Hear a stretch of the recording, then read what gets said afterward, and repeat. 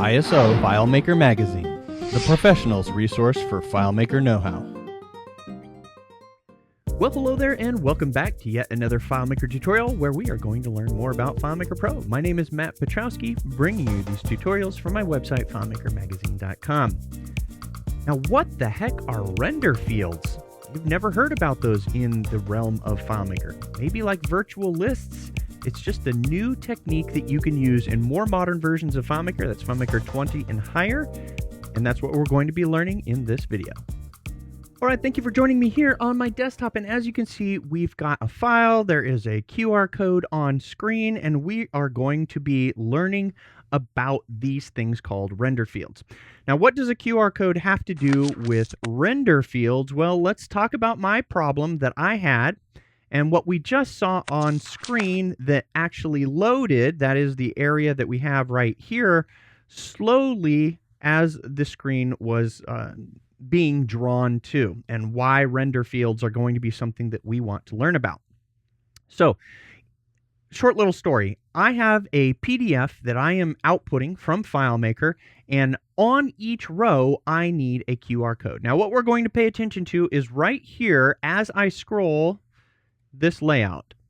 Come on, FileMaker, let's scroll. There we go. We can see that FileMaker is catching up and it's drawing. That is because each time that even though our QR code is on screen and it's very convenient, FileMaker using the web viewer for the purpose of rendering or showing something that is graphic in nature requires some overhead. In fact, when we go into layout mode here on this and we take a look at what we have on the screen, and I'll zoom in so that we can see. Each time that this web viewer is getting shown on each record, it is loading this library. Now, that library may only be a few K, it may be a few hundred K, but the problem is everything that we have right here has to execute. It all has to execute on every record. And while that works well for one record, if I'm creating a PDF that it's on 100 different records, it slows down. It gets really slow.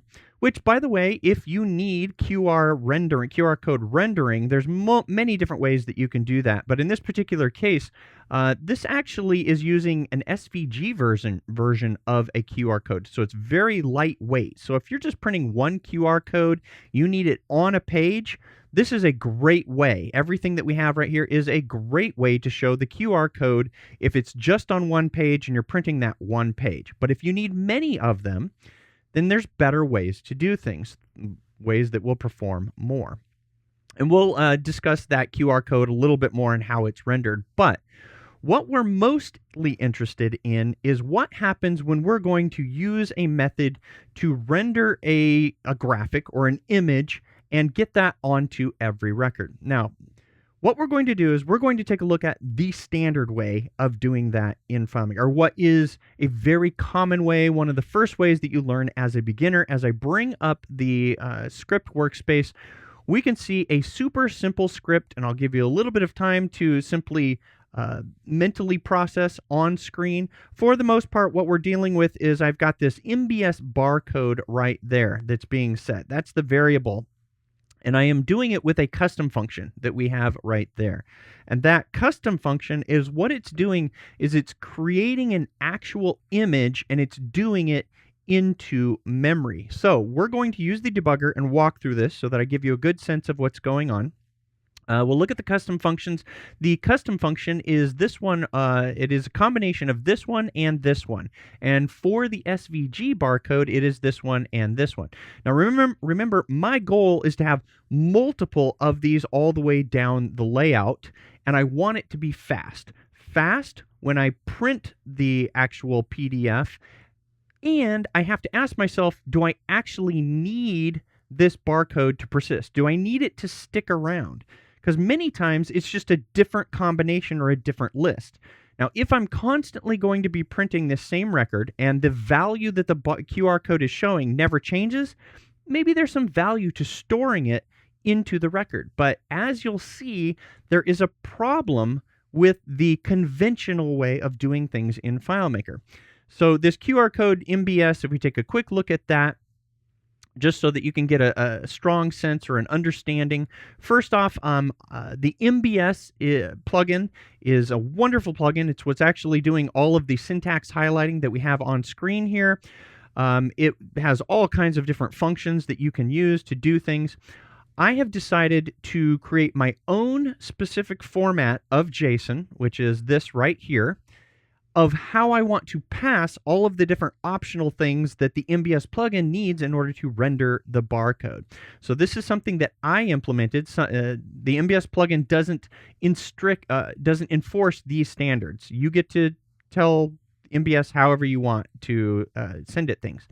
So I am using a combination of a template with what looks like the same thing as a template, a default here. Let's go ahead and look at the template. So we'll open up the MBS template. Here you can see it's the same thing. All this is a custom function that's returning some JSON with some pre-established defaults that I want to use, and also gives me the structure of all of the possible things that I could change. But I don't have to use all of them. I simply just call this QR template, and it has the rough skeleton for me, and that's what we saw in the web viewer. And I know we're going off a little bit here on QR codes, not render fields, but I just want to show you some of the ways that I implement things.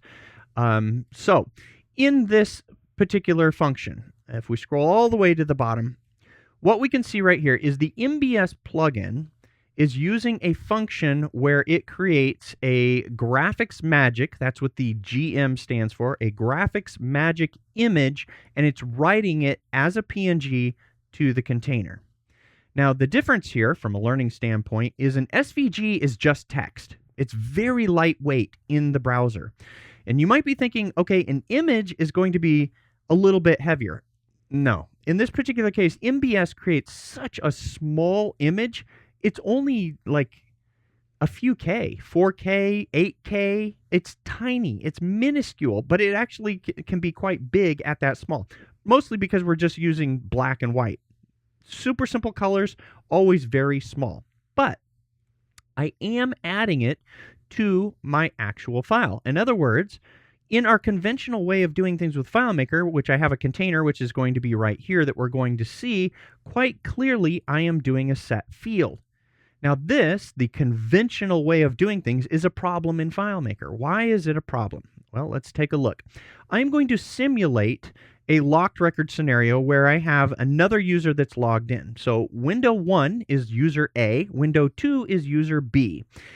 Window user 2 is going to be editing this record. We're going to go in and we're going to edit YouTube. I'll just hit a space and then I'll take a space off. But regardless, I have not left this record. It has not been committed. It is locked. So if we go over to this, and this user wants to print this particular PDF with all these hundreds of barcodes. If the barcodes are already there, no problem. But if we run this script with the debugger, which I will invoke right there, we'll put the debugger off. Let's leave it right here so that we can see the actual barcode as it gets created. And we step through this. And let's see if we can get this all on screen, which we probably can. So the barcode's going to show up right here. It's gone to the first record. It's going to capture my URL. It's going to now render using my function. It rendered that barcode into a variable. And now I'm doing a set field. So we can see that there's the variable that the barcode is rendered. So if you don't know this about FileMaker, this is a key thing to know. We'll scroll down. We'll actually sort this. And we'll look for that. Where is that QR barcode? Is it? It's got to be there somewhere. There it is right there. So this is an important thing. You can, as long as you have enough memory. Now, I'm not going to render a multi-megabyte image into a global variable or a local variable because it's just too big. It's too heavy.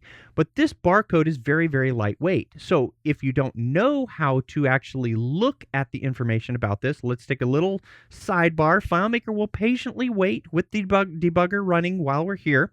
We are going to click a watch variable, and we are going to click the plus, and we are going to simply put in our QR barcode.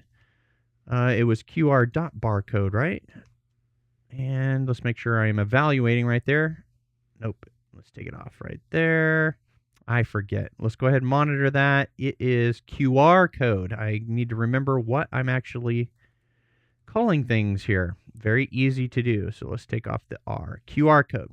Okay.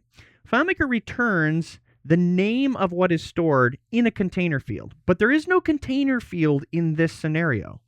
There is an image that is stored into a variable that's the same as a container field. So if you don't know this, whatever's in a container is just, it's typically binary data, but you can also have text, etc. Well, what I can do is I can cut this and I can get container attribute. So this function right here lets you inspect what's in a container. Now, despite the fact that it's saying where's the field, the container field, I do not have to have a container field. In fact, I can put a global variable which is storing the data that is the same thing as what would be in a container field. And what we'll put right here is all. Now, as you can see, quite conveniently on screen, I get all of this cool information. That is what helps me decide what's going on. And the most important thing right there is the fact that it's only, it's less than 2K. It's, 1,085 bytes. So now that I know that these are super small, I don't want to store these because I am going to have the problem that we're going to see right now. So as I hide the data viewer and we step through this, remember, the user has this record locked, and what just happened? Where is my barcode on record number 2 for printing this just because I am using the standard method of using a set field? That is the problem when we want to get something that we would normally render, hence render fields, on screen, and be able to show that or use it for the purpose of printing or doing some type of output like a PDF. So in the remainder of this video, we are going to understand 2 extremely useful techniques in all of FileMaker, especially if dealing with images. Now, when it comes to showing things on screen, there's multiple ways that we can do this. I'll show you a few of them just before we head into using render fields. If you don't already know, as just a quick overview. But let's take a look at how we can implement and use these things called render fields. So you find yourself asking the question, where should you host your FileMaker solution? Well, one of those dots right there. That's what I would pick. Now, they didn't come to me. I went to them. And I trust fmcloud.fm with all of my data. They are using the latest tech. In fact, did you know Claris is actually, in some instances, releasing features first and only for Linux. What does fmcloud.fm use? They use Linux. On top of that, they use containerization. And if you've not heard about containerization, then you will be. It's one of the best ways to host your FileMaker solution. I highly suggest that you check out fmcloud.fm. All right, so just before we learn about these render fields, we have to understand a very simple concept in all of FileMaker. And as I draw a text box on screen, and I'll just type in any random text, and I select this object right here, which is quite clearly my button bar tool, and we get rid of the two segments that FileMaker, it arbitrarily shows you 3, which I guess is good because you need to know that you could have multiple if they only showed 1. But this object right here is the only thing that we have had that we could render something on screen, but it only applies to everything except containers.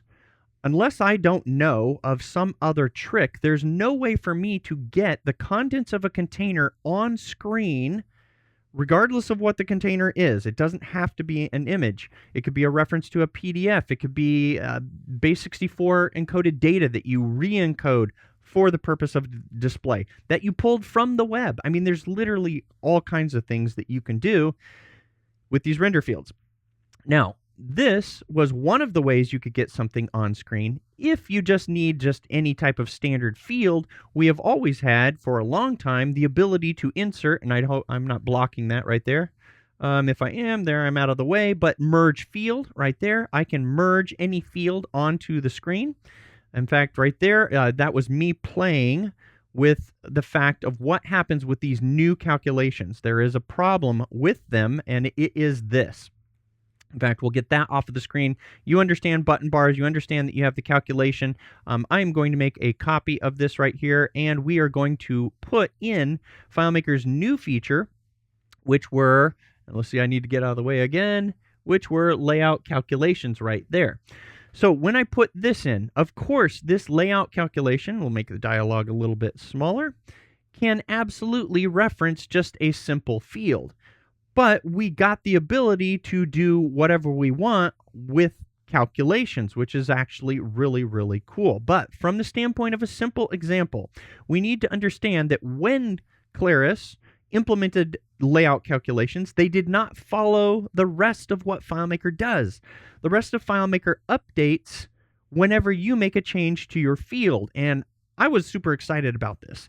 In September of last year, a year ago, when FileMaker 20 was released, these layout calculations were like absolutely awesome, because what it solved was, with buttons in particular, notice that as opposed to a button bar, we do not have a little button here. This is not a calculated value, but lo and behold, if we have, and it's option F right there, you can manually type in a layout calculation if you wanted to, 1 + 1 right there. That will evaluate on a button, which this to me was the biggest feature. It made buttons viable where I didn't have to use button bars or single segment button bars, meaning those particular layout objects have too many different states.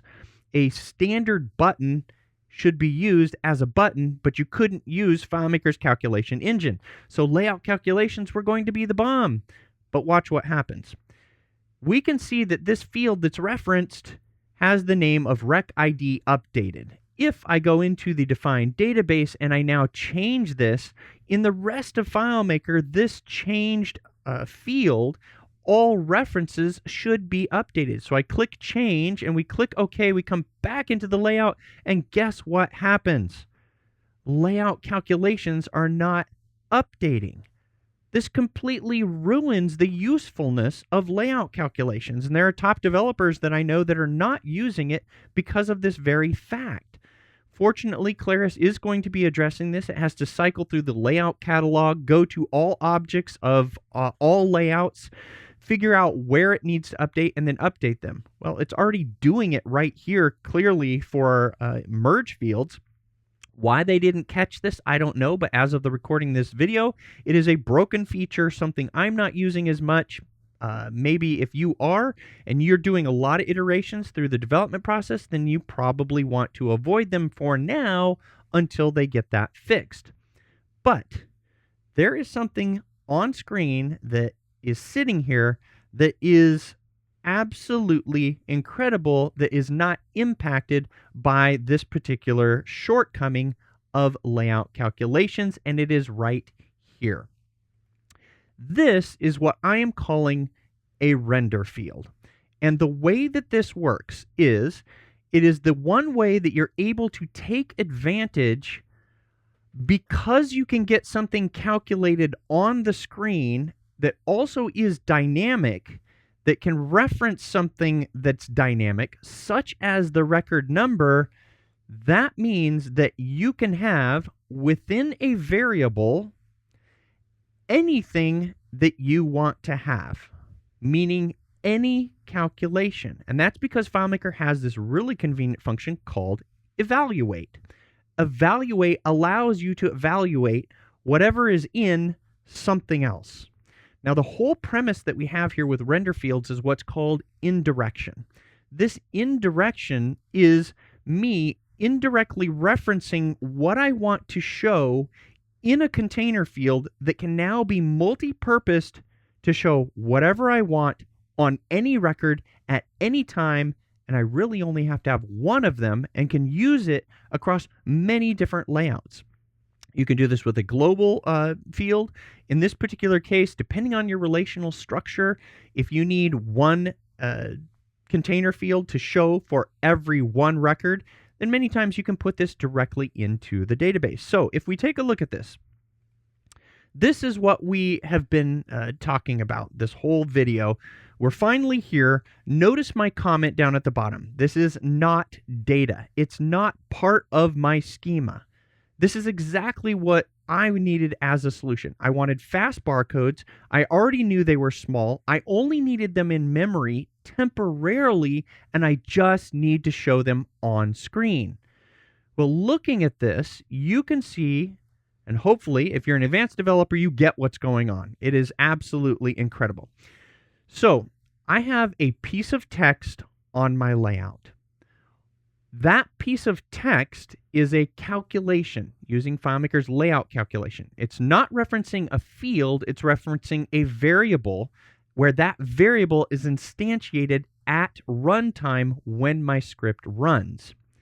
By giving that piece of text a name of whatever I want to look for, this unstored calculated field is able to use getLayoutObjectAttribute to look on the layout for whatever is said in that piece of text.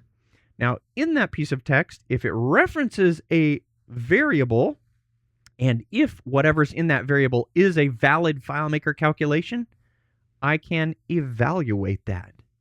So for the rest of what you see in this video, this is such a cool fundamental premise that if there's anything that you need to show in a container field, let's say, for example, you have a solution that's made up of a composite of multiple different PDFs or pieces of a PDF. It could be a legal contract, let's say, where for some reason each part of the legal contract is its own page. And you have a table of all of these little PDF pieces, and you just say, okay, I want to have this page, this page, this page, and this page, and I want to preview all of them. You could do that with this particular technique because this particular field, the unstored render field, is simply an indirection where this is going to evaluate the contents of what is in this variable when my script is run.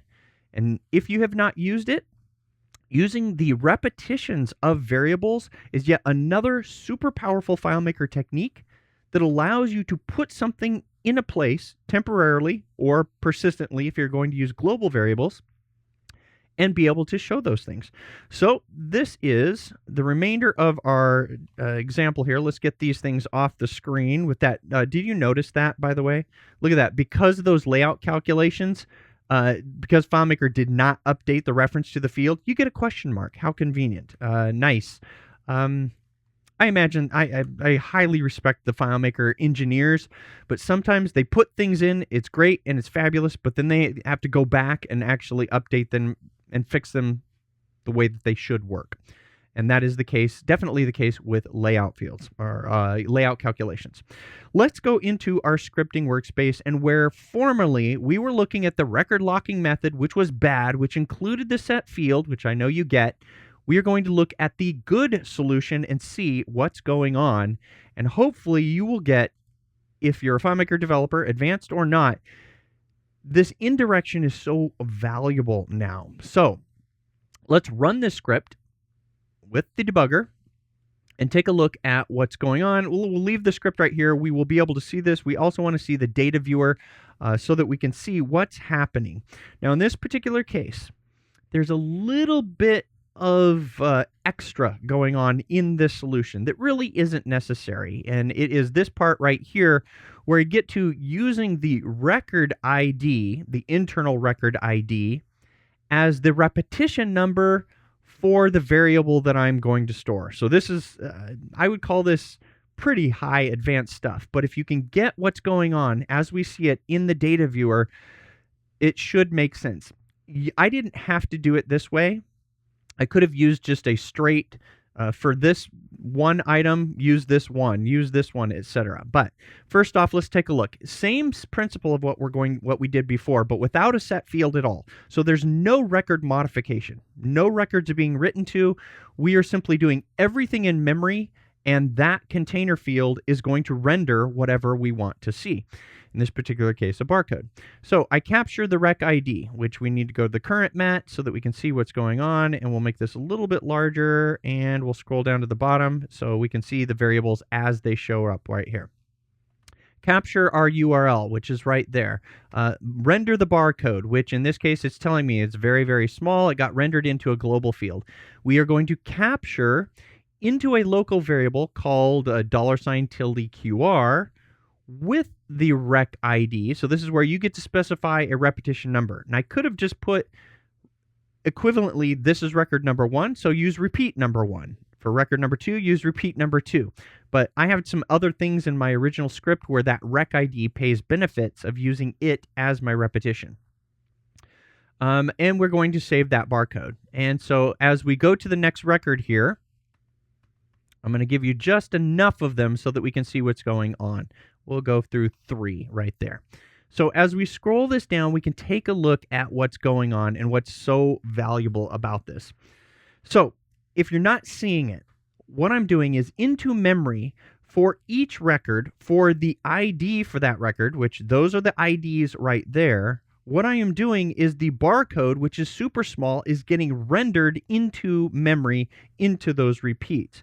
Now, in order for the container field to show them, it needs to know what it needs to get. So I have to put that into yet another variable, but that's where those variables are right here. So in those render variables is a indirection or a reference to what I want to actually show. So the container field, when it runs and evaluate on these values, this particular one evaluates and says, I want you to get what's in QR code 143, and it in turn comes over here, looks at QR code 143, and there it is right there, the barcode. And so this happens for each record. And because all of these are in memory, it's fast. It's really, really fast. They're small, it's fast, and it works incredibly cool. So as I hide the debugger, or dismiss the debugger, and I don't know why that didn't render. Let's go ahead and bring that up. Did I change something in my file while I was getting ready to show here? All right, my fault. I didn't mess anything up. I forgot. This is there are 2 ways that I could have done this.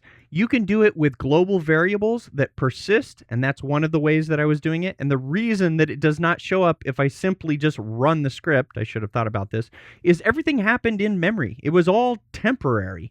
I am using locally scoped variables for the reason that I didn't want to write to the record and I didn't want to store what was created. I wanted to create it in memory, use it, and then flush it. And when I just run the script, all the memory has been flushed. So you can see right here, I have a breakpoint. If you have not used the debugger in this way, that is what I need to do in order to see my results. I must run the debugger with my script, and I cannot dismiss my script out because I need the script to still be running such that everything is persisting in memory. So what I'm going to do is I'm going to click my play button, which is going to advance to my breakpoint so that I can actually see all of the barcodes. And you can see as I clicked right there, there they all are. And oh my goodness, is it fast. In fact, we're on the first one. I don't really need to show you that. But if I've done this where I go back to the first record and all of the web viewers have not been rendered. And as you scroll through this, they're just rendering, but if you move that off the layout and you've rendered all those barcodes straight into memory, it's fast. In fact, if you don't know as a developer, one of the ways to test the performance of what FileMaker is having to deal with regards to the calculation engine is to grab your scroll bar and just move it up and down. Just up and down, you want to drag that. And if you're getting a refresh delay as you're doing that, that means that FileMaker is having to do a lot of calculation logic. And sometimes that's when you start to look at things from the standpoint of optimization. In this case, everything happens so amazingly fast, and then the print and then the output is good that when the script is finally done, we can see right here, I print while the barcodes are there, and as soon as we exit, all of that memory is then flushed and things go away. Now, the reason they're still on screen that we see right here is because this screen has not been updated. As soon as I start to scroll, they are no longer there. And as soon as I scroll back up, they are no longer there. That one little guy that we saw was still there, but up and down, that container has nothing to render anymore. So the 2 lessons that we have here is number 1, If you have not used them, absolutely take the time to learn the value of setting a repeat when you're going to set a variable, because you're able to store a bunch of different things. If you're going to do that, a local variable is no problem, because as soon as the script is finished running, everything gets flushed out. If you do use global variables, then you need one extra step, and that is you need to track all of the things that were created. So what I would do is I would create the name of the variable, or at least save something specific to the variable. In this case, it was the record ID. So I would put the record ID one right after the other as a list into a variable itself, so that at the end of my script, down at the bottom, I can use a custom function or something else called variables destroy, which basically destroys all of the global variables. And really, the only time that you need to do this is when you're using multiple different scripts. If one script calls another script, well, if script number 3 needs access to that temporary data, then you're not going to be using a local variable, you're going to be using a global variable. But by the time script 3 gets all the way back up to script 1 in the call stack, somewhere down at the bottom here, we need a call that says, okay, we need to kill all of these global variables. And that's just another way of dealing with that. Remember, local, it's taken care of by itself. Global, you need to take care of it as the developer. And so that's what we have for this particular technique. Absolutely wonderful. I love the solution. I love the fact that we can use layout calculations in conjunction with, in this case, a container field. But remember, it doesn't have to be a container field. It can be anything.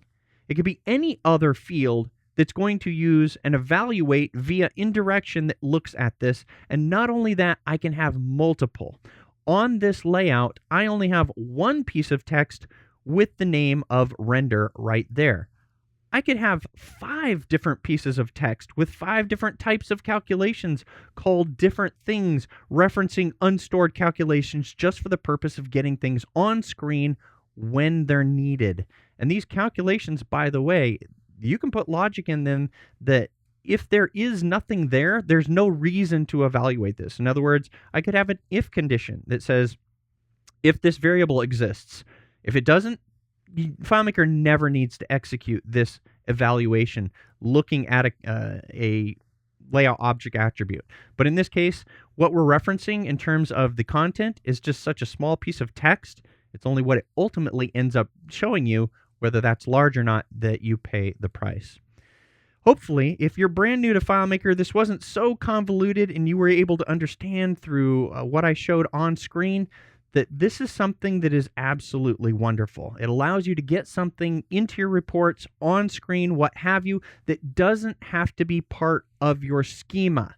And that is a very critical thing where in the realm of FileMaker, the more fields, the more unstored, the more summary, the more things that your schema has going on, the more of a problem it becomes to the life of your FileMaker solution. Things get heavier, they get slower, etc. And if you just want to show something on screen, the better way is to think about how you can do it without adding yet another extra field.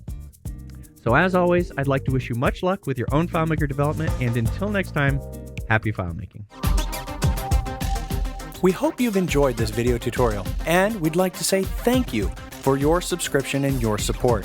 If you're not already a subscriber, head on over to www.filemakermagazine.com/subscribe for more information about the benefits of joining.